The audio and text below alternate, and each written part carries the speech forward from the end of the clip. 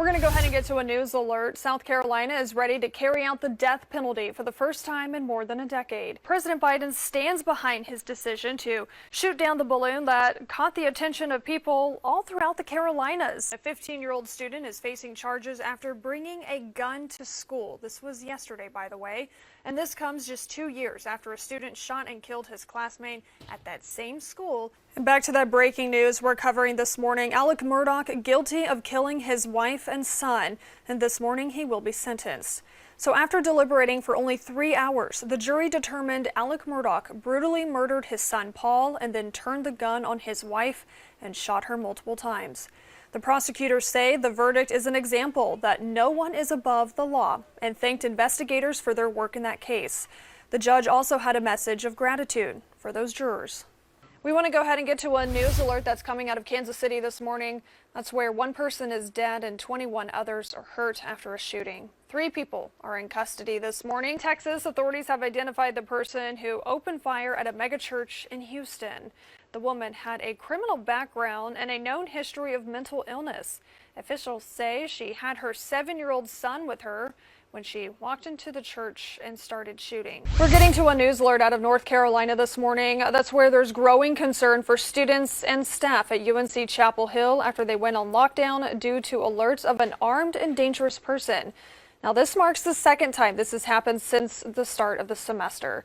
UNC police issued an emergency notification yesterday afternoon about an armed person. Officers were on the lookout for a suspect who was seen waving a gun at the campus bagel shop over a reported employment-related conflict.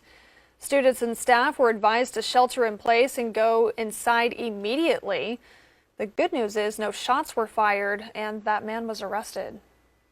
The lockdown is the second in just 3 weeks. If you remember, back in August, a doctoral student at the school shot and killed an associate professor in the Department of Applied Physical Science. The suspect is now charged with first-degree murder.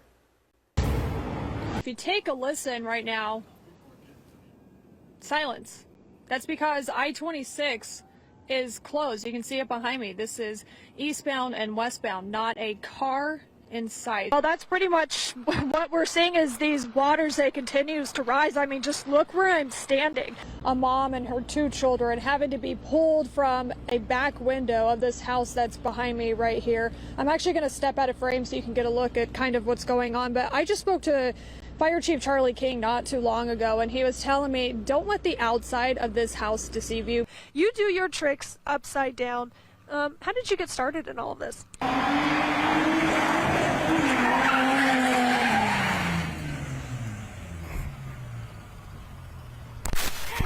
Incredible! How do you feel? I'm so glad. You survived! I survived! Come on. Oh, Christy Waite, Fox Carolina News.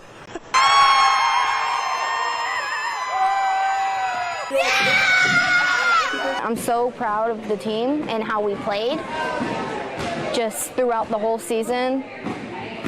It was absolutely amazing. They just knew that they'd won a national championship, so pretty special. An achievement that's a big deal for this young team. We've only been competing for 6 seasons. In the space of 6 years, we've grown up from the team that barely had won one game in our very first season to now going 23-1 and, you know, finishing with a national championship. The Roland Tigers beat the Illinois Hawks 29-21 to capture that coveted title.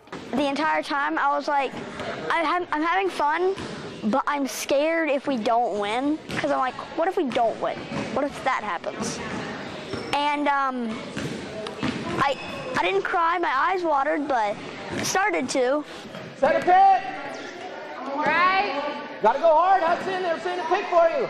Our players are all have a lower limb disability. These kids obviously don't have the opportunity to play for their local school. They don't necessarily have the opportunity to play for their church or any other league. And so adaptive sports really gives them that opportunity to be a part of a team, to play a sport, have all of the great benefits of participating in a competitive sport. It's more than just a basketball team.